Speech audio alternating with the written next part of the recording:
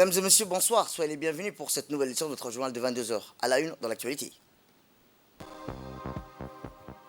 À la une dans l'actualité nationale, Djibouti célèbre la journée internationale de la femme qui s'est tenue à 9D.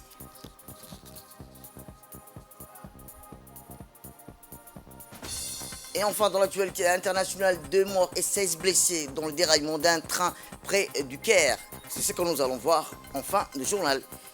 En Égypte, c'était le titre. Merci si vous nous rejoignez. Eh bien, à l'instar des pays du monde, la République de Djibouti a célébré aujourd'hui à l'UNFD la journée internationale de la femme sous le haut patronage du président de la République, son Excellence Ismaël Mergueli. La suite avec Fadous Hussein.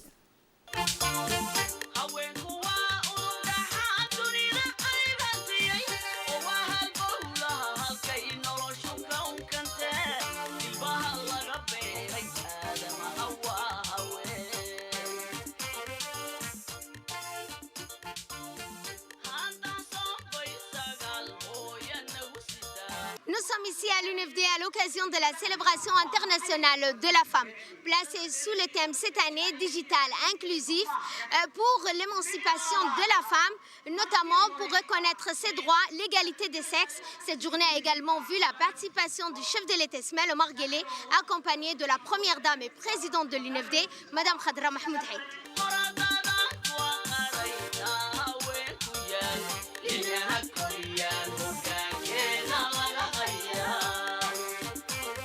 La République de Djibouti a célébré aujourd'hui, 8 mars 2023, la Journée internationale des droits des femmes. Placée sous le haut patronage du chef de l'État Ismaël Omar Guelleh, fervent défenseur des droits de la femme en République de Djibouti, cette journée, placée sous les signes de l'égalité entre les hommes et les femmes à l'ère du digital, de l'Internet, donne à la femme les pleins droits de son émancipation. Ce mercredi 8 mars, Journée internationale des femmes, a été célébrée à l'UNFD, mais également en lumière les actions des femmes qui œuvrent notamment dans les domaines de l'alphabétisation, de la protection de l'enfant, de l'inclusion, de l'acceptation psychologique de soi. En honorant ces femmes, cette journée a pour objectif principal de mettre en lumière leur travail, leur contribution à la société. Il s'agira également de mettre en particulier en relief le travail de construction qu'elles font en aidant les personnes à se sentir utiles à la société. Agir ainsi, c'est faire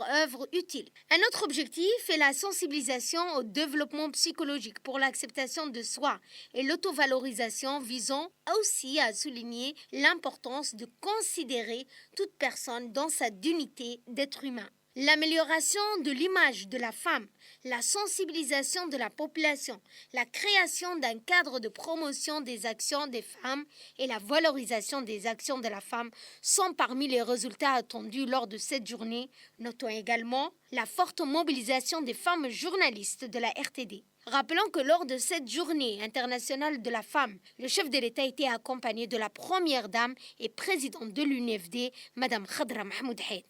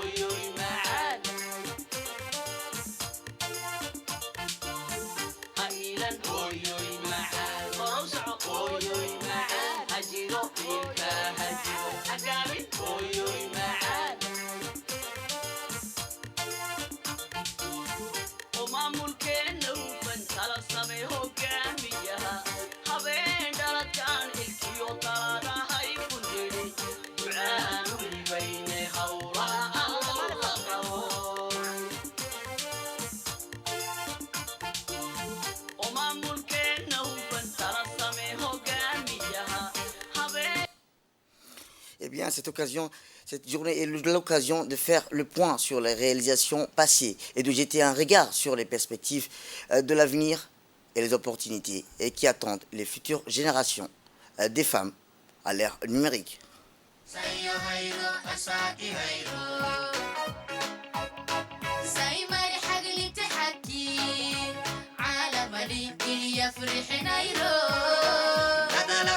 أبني بشم مرحول أبنا الفيرلي يقول حسري لا بدك سودا يدينا عكاشان يقبقاش كقرن كنا كرتي يحرقو لشان هوين إذكو قاريني ولا قدم هاول قصتو يقع عن كساراني هي المبننة أي والله ربة جالا أي والله وتخدم الوطن أي والله بحبا صادقا أي والله هم نساء أقوياء نساء جيبوتي هم نساء أقوياء نساء جيبوتي هم نساء أقوياء نساء جيبوتي الحمد لله ده أطيل ما قلبون عليكم. ما حني أنت هاي اسمتك السلام موسى هو. السلام عليكم عليكم السلام والله هنا ستين ما هي ناسني ما هنا سوي بين نقول وان يا بناي وهواكم ما كي ذاتي ما هو حنقبت ذاتي ما هو حنقبت والله حسودا هو يا ما لقوا هنا هو يلقوا ما هي ناس بسم الله الرحمن ده يا حسودا هذا مي هو يكون ما هي ناس كذا هذا هرومك أنت على إيه قبضتي أم يرحمني الله وكل بجتو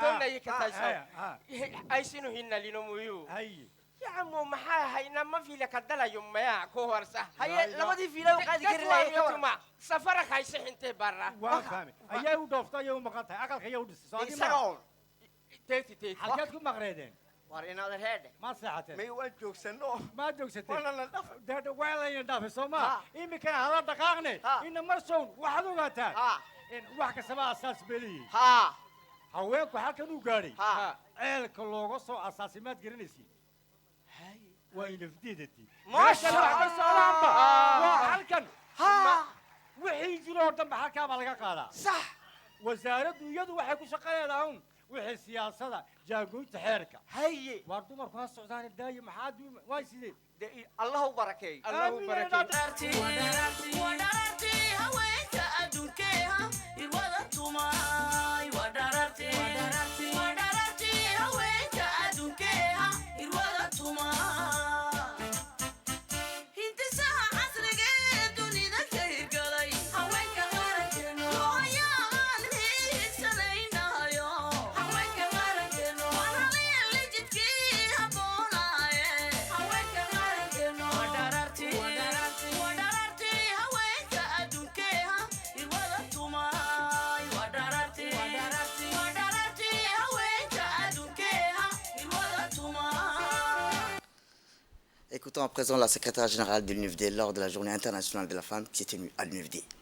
Excellence, Monsieur le Président de la République, grâce à votre vision 2035 dont vous êtes l'initiateur, notre pays a réalisé des avancées significatives en matière de services de télécommunications et dispose désormais d'importantes infrastructures, connectivité internationale.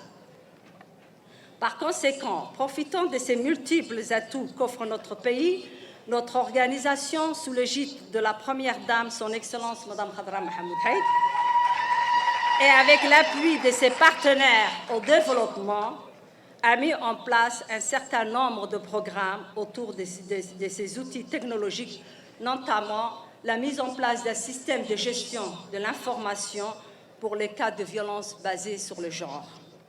La mise en place d'une ligne verte, le 15-20, pour signaler toute forme de violence à l'encontre des femmes et des filles. La mise en place d'un programme de formation en informatique et à l'initiation Internet pour les jeunes filles déscolarisées. Ces programmes sur le métier porteur sont également inscrits dans l'agenda à court terme de l'organisation. Eh bien, voici les propos de la représentante du PNUD lors de cette même journée. C'est pour moi un immense honneur de prendre la parole aujourd'hui au nom du système des Nations Unies à l'occasion de la célébration de la Journée internationale des droits des femmes. Cette journée revêt une importance toute particulière.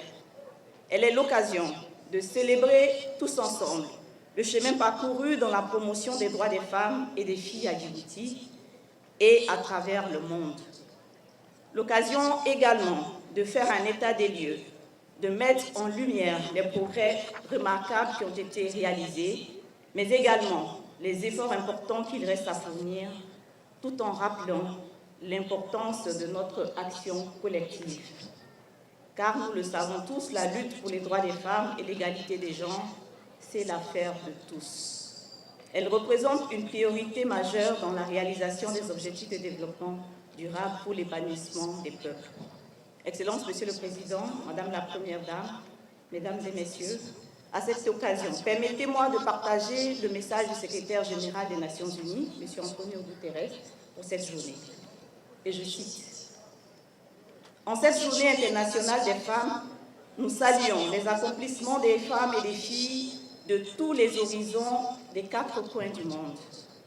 Mais nous mesurons également les énormes obstacles auxquels elles font face, qu'il s'agisse des injustices structurelles, de leur marginalisation, des violences, des crises en cascade dont elles sont les premières et principales victimes, ou encore du fait qu'elles soient privées de leur autonomie personnelle, de leur droit de disposer de leur corps et de leur vie. » Dans son discours, la ministre de la Femme et de la Famille, Mme Ousmane Aden, a rappelé les efforts consentis du président de la République et de la Première Dame pour l'intégration de la promotion de la femme.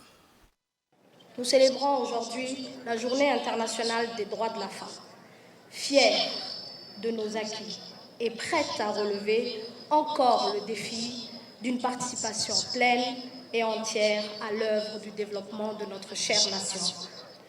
Monsieur le Président, votre présence à cette cérémonie, ainsi que celle de la Première Dame, votre compagne de tous les combats, montre que la cause des femmes est au cœur de vos préoccupations. Cet événement est devenu, au fil des années, une belle, significative tradition dont peu de pays peuvent se prévaloir. Il serait fastidieux d'en citer tous les témoignages, mais je me contenterai seulement d'indiquer quelques exemples majeurs des réalisations. Aujourd'hui, nous pouvons compter 40% du corps médical sont des femmes. Le nombre dans l'enseignement primaire et secondaire dépasse les 50%. Grâce à l'action énergique et continue de l'Union nationale des femmes djiboutiennes, 5300 apprenantes ont suivi les cours d'alphabétisation depuis 2019 jusqu'à nos jours. En outre, le travail d'autonomisation des femmes a permis de constater leur dynamisme singulier, ne serait-ce que dans le cadre du financement des activités génératrices de revenus qui représentent 70% des clientes de la microfinance. Sont mises en place à Djibouti 82 mutuelles communautaires qui représentent des communautés mises en groupe qui s'appuient entre elles et également les communautés qu'elles représentent. Ces mutuelles garantissent des crédits des adhérentes et disposent chacune des caisses de santé. Comme vous pouvez le constater, et au-delà des chiffres, le choix de focaliser l'action publique sur la santé et l'instruction est le meilleur choix car cela garantit l'autonomie des femmes et facilite les avancées sur la voie de la justice sociale. Néanmoins, nous demeurons conscients que l'amélioration de la statut de la femme reste demandeuse encore d'autres progrès. Je veux parler ici des efforts à déployer pour lutter contre les violences faites aux femmes, et notamment avec les mutilations génitales, les mariages précoces dans les zones rurales, les violences conjugales, et j'en passe. Nous avons certes baissé les pourcentages des taux global des mutilations. Nous sommes aujourd'hui quand même à des taux élevés de prévalence. Ces taux restent encore importants, donc nous demandons l'engagement de chacune et chacun ici présent dans les différents niveaux de statut et des niveaux décisionnels. Le président de la République, son Excellence Ismaël Mbenguele, a dans son intervention indiqué que la célébration de la Journée internationale de la femme est une occasion pour voir les avancées dans le domaine de l'intégration et de l'émancipation de la femme. Bismillahirrahmanirrahim. Alhamdulillah. Wassalatu wassalamu ala على نبينا وحبيبنا محمد صلى الله عليه وسلم. Monsieur le Premier ministre, Monsieur le Président de l'Assemblée nationale, Mesdames et Messieurs, nous voilà encore une fois réunis à l'occasion de la Journée internationale de la femme. Le 8 mars, plus qu'une célébration ordinaire, c'est l'occasion de poursuivre notre combat en vue d'une participation équilibrée des femmes et des hommes à la prise de décision et au développement de notre pays. C'est tout le sens de cette journée. Au demeurant et à travers l'histoire, au premier rang, je citerai les militantes de la première heure qui, à côté de leurs frères, ont contribué à la libération du pays et à poser les jalons de l'État moderne. Je voudrais également associer à cet hommage les activistes associatives et en particulier les militantes de l'UNFD qui n'ont cessé de porter et de promouvoir la cause de la femme djiboutienne. Une femme épanouie, assumant sans complexe sa modernité, tout en gardant sa spécificité culturelle et musulmane. Nous sommes fiers d'avoir pu préserver cet équilibre qui constitue à nos yeux la meilleure voie pour permettre à la femme djiboutienne d'envisager l'avenir en toute sérénité, confiante en ses capacités, afin de relever les défis de la modernité. Continuant son allocution, le chef de l'État a indiqué que la nouvelle politique nationale du genre que le ministère concerné met en place les moyens humains et matériels nécessaires pour entamer de nouveaux cycles, ce qu'on appelle désormais l'alphabétisation numérique. Écoutons-le. Partant du constat que nous sommes désormais entrés dans une nouvelle ère où la maîtrise du digital constitue une condition sine qua non de réussite, nous n'avons eu de cesse d'appeler à l'adoption des solutions innovantes en vue du développement de notre pays. Je crois pouvoir affirmer dans ce contexte que déjà notre plan national de développement est une feuille de route qui joue un rôle précurseur en la matière. Il fait de la connectivité un pilier majeur de nos choix et un programme de développement, car nous sommes convaincus que l'innovation et les technologies constituent un moteur de changement et un véritable levier décisif en faveur de l'autonomisation et de la participation des femmes à la vie économique, sociale et politique. J'ai saisi cette occasion pour louer les efforts nationaux afin de construire une architecture numérique évoluée et appeler à la mise en œuvre des formations et stratégies numériques favorables au genre, tout en continuant sans relâche l'effort déployé pour l'alphabétisation des femmes. Je veux, dans le cadre de la nouvelle politique nationale du genre, que les ministères concernés mettent en place les moyens humains et matériels nécessaires pour entamer de nouveaux cycles de ce qu'on appelle désormais l'alphabétisation numérique. Dans quelques années, en effet, le degré de civilisation des peuples sera mesuré à l'aune de leur maîtrise du digital et de l'importance des populations qui le manipulent à bon escient et en tirent les résultats les plus utiles. L'école, bien sûr, demeure le premier espace où le numérique sera appelé à se développer auprès des générations montantes, car le monde du virtuel est désormais leur nouveau monde où elles construiront leurs valeurs et leurs références. Il relève donc de la responsabilité de tous et surtout des établissements éducatifs de contribuer à construire un dispositif positif et encourageant qui renforce notamment par la mise en place des journées d'information sur les formations numériques destinées à montrer correctement les domaines enseignés et accessibles à tous. Je n'ai nul doute sur la force et la sincérité de vos engagements. Nul doute également quant à vos capacités de réussite, et cela dans tous les domaines, car lorsque vous vous engagez, c'est avec la force de votre cœur. Soyez assurés, de mon côté, que je ne ménagerai aucun effort à continuer à faire de même, à faire mienne votre cause et à vous soutenir dans vos actions. Je vous remercie. Dans un discours prononcé en langue somalie, le chef de l'État a rappelé que la journée que nous célébrons aujourd'hui est une journée chargée d'histoire. Le 8 mars est une journée dédiée aux femmes, aux jeunes filles, sœurs et mères, devenue désormais une tradition. La commémoration de la Journée internationale de la femme a certes pour objectif de rendre hommage aux femmes. Elles sont le moteur et constituent un maillon incontournable de toute approche du développement de notre nation. Aujourd'hui, plus qu'hier, ce sont les femmes qui donnent la vie, a-t-il rappelé le chef de l'État, l'entretiennent à divers niveaux et contribuent largement par leur sacrifice quotidien au bien-être de toute la société.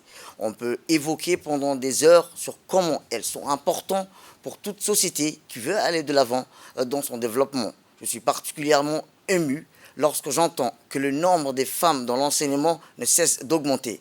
Pourquoi? Pour la simple et unique raison qu'elles sont le portrait du savoir, du développement, de même qu'elles participent à la défense de notre patrie. Nous souhaitons par ailleurs faire en sorte à ce que les filles soient beaucoup plus visibles dans les classes de l'enseignement de base, les lycées et l'université, de sorte que par leur effort, elles puissent accomplir des grandes choses. Nous devons mettre toutes les chances de réussite de leur côté pour que toute jeune fille puisse réussir dans sa vie professionnelle que familiale, qui à son tour va générer une progéniture proliférique, productive au service de la nation dans une société qui est à la fois. Et il va de soi que ce droit de toutes les femmes est inéluctable. Ainsi, elles doivent continuer à grimper les échelons en vue d'arriver au plus haut niveau du pouvoir décisionnel. Les filles ont le droit d'appréhender le niveau de leurs congénères, hommes en matière d'enseignement professionnel, artisanal, mécanique et autres métiers libéraux. Nous n'avons pas entendu le digital dont il est question cette année et qui figure même dans le thème de cette célébration. Nous avions d'ores et déjà pris l'initiative de mettre en place un ministère révolu au digital et à l'économie numérique. Nous avons mis en place une politique pour une bonne avancée technologique, même si notre moyen économique ne nous le permet pas. Nous avons le choix unanime de ne pas rater le train de l'évolution numérique à l'instar de notre nation. Eh bien, à la fin de cette cérémonie, le président de la République a remis le prix du chef de l'État à l'occasion de cette journée internationale de la femme.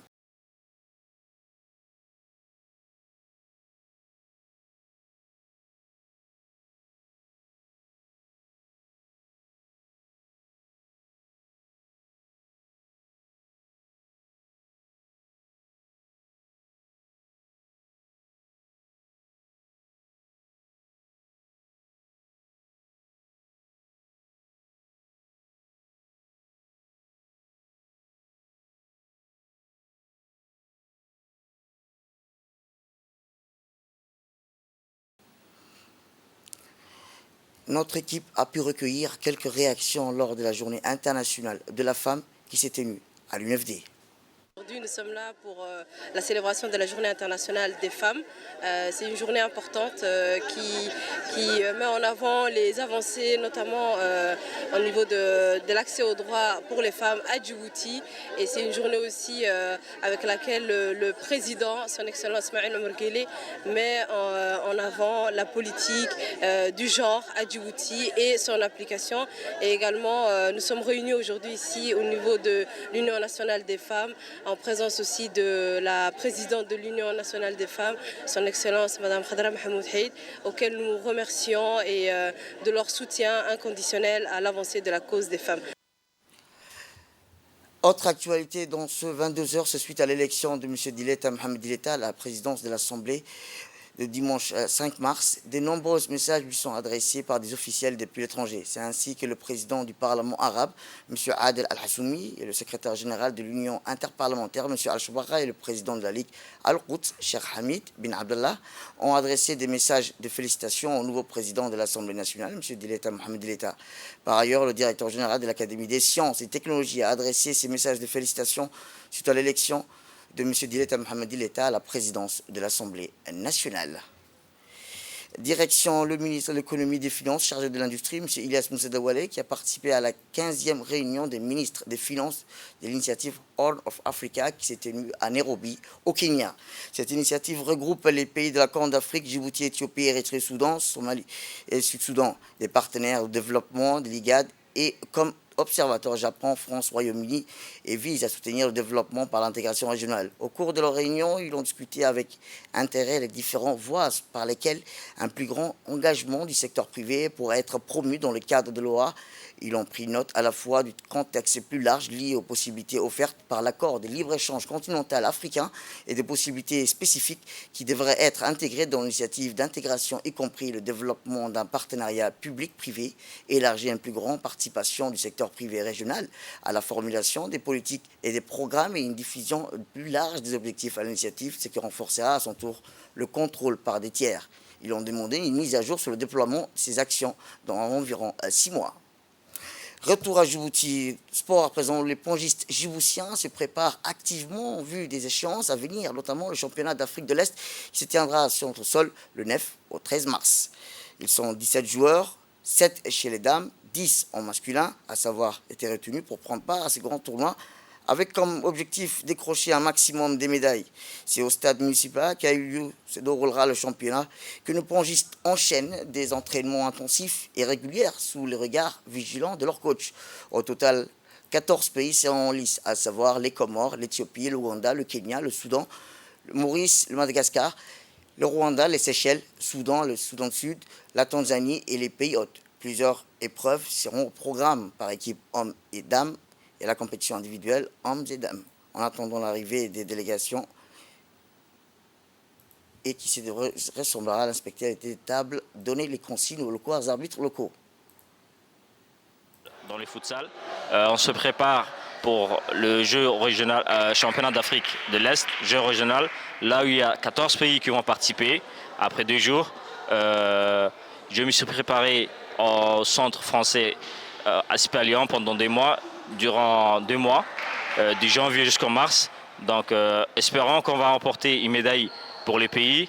Donc nous sommes confiants aussi. Donc j'appelle toute la population djiboutienne, toutes Djiboutiens et Djiboutiennes qui viennent dans la salle pour nous supporter. Donc vive Djibouti. On reste toujours dans le domaine sportif où, après les arbitres, c'était au tour des pongistes et leur délégation d'atterrir sur notre sol pour participer à cette 3e édition du championnat régional de tennis de table. Ils sont tous unanimes quant à l'accueil qui leur a été réservé. Il s'agit de la délégation du Kenya, du Soudan, de l'Ouganda, de l'île Maurice, Madagascar et la Somalie. En attendant le reste, c'est l'avis aussi du manager de la compétition. Plusieurs présidents de fédérations du pays participants du comité régional sont attendus dans les heures qui suivent. Pour rappel, la République de Djibouti figure parmi les grandes nations de tennis de table au niveau continental. Par ailleurs, Djibouti, à part la qualité des infrastructures sportives et de ses hôtes, multi-standing des plages, veut éblouir et impressionner par son organisation et son accueil. Les étrangers, Djibouti mise beaucoup sur ce jeu pour exporter son image et pouvoir abriter à l'avenir des autres manifestations aussi importantes ou de même dimension. Et dans l'actualité internationale, au moins 2 personnes ont été tuées et 16 autres blessées mardi à la suite du déraillement d'un train à Al-Quyout, une ville de la province de Al-Qubia située à environ 23 km au nord de la capitale égyptienne, le Caire. Selon le ministère égyptien de la Santé, 10 des 16 blessés reçoivent actuellement des soins médicaux à l'hôpital spécialisé Al-Quyout, mais leurs blessures ne mettent pas leur vie en danger. Les 6 autres personnes blessées atteintes des blessures mineures et des contusions ont pu quitter l'hôpital. C'est la fin de cette édition. Merci à vous de nous avoir suivis. Restez avec nous pour la suite de nos programmes télévisés. Et bonne fête à toutes les femmes. Et merci de nous avoir suivis.